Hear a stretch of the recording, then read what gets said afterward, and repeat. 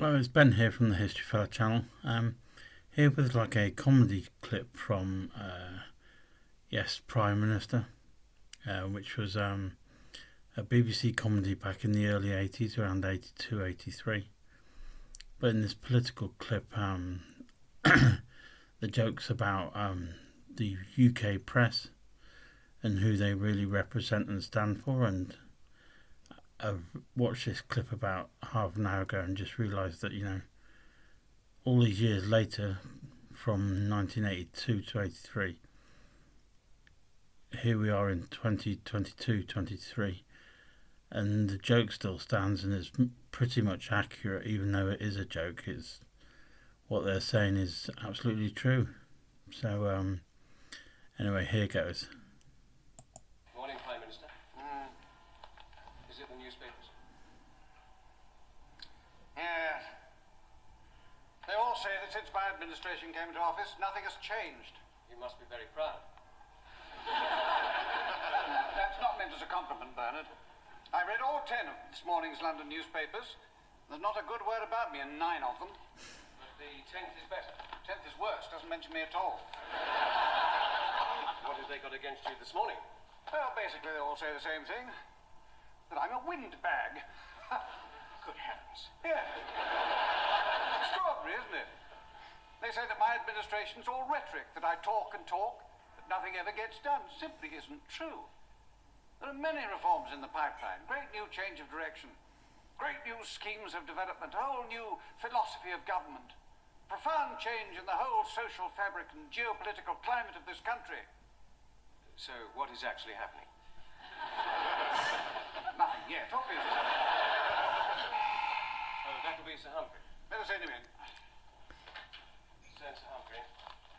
I suppose the origin of this criticism is its rumour about another big scandal in the city. How did you guess? Oh, Humphrey, I've decided to respond to all this criticism about a scandal in the city. The press is demanding action. What are you proposing to do? I shall appoint someone. And when did you take this momentous decision? Today, when I read the papers. But when did you first think of it? Today, when I read the papers. And for how long, may I ask, did you weigh the pros and cons of this decision? Not long, I decided to be decisive. Prime Minister, if I may say, I think you worry too much about what the papers say. Only a civil servant could have made that remark, Bernard. I have to worry about them, particularly with the party conference coming up. These rumours of a scandal just won't go away, you know. Well, let's not worry about it until it becomes something more than a rumour. I'd just like to show you the cabinet agenda. No, not just now. Humphrey, this is rather more important. With respect, Prime Minister, it is not. The only way to understand the press is to remember that they pander to their readers' prejudices. Don't tell me about the press. I know exactly who reads the papers. The Daily Mirror is read by people who think they run the country. The Guardian is read by people who think they ought to run the country. The Times is read by the people who actually do run the country. The Daily Mail is read by the wives of the people who run the country. The Financial Times is read by people who own the country. The Morning Star is read by people who think the country ought to be run by another country. The Daily Telegraph is read by people who think it is. Prime Minister, what about the people who read The Sun? Sun readers don't care who runs the country as long as she's got big tits.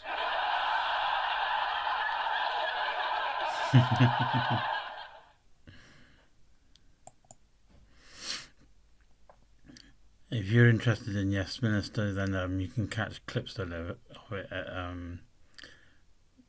BBC or BBC USA. The website is usually bbc.co.uk. Other than that, take care, and I'll see you very soon for another video.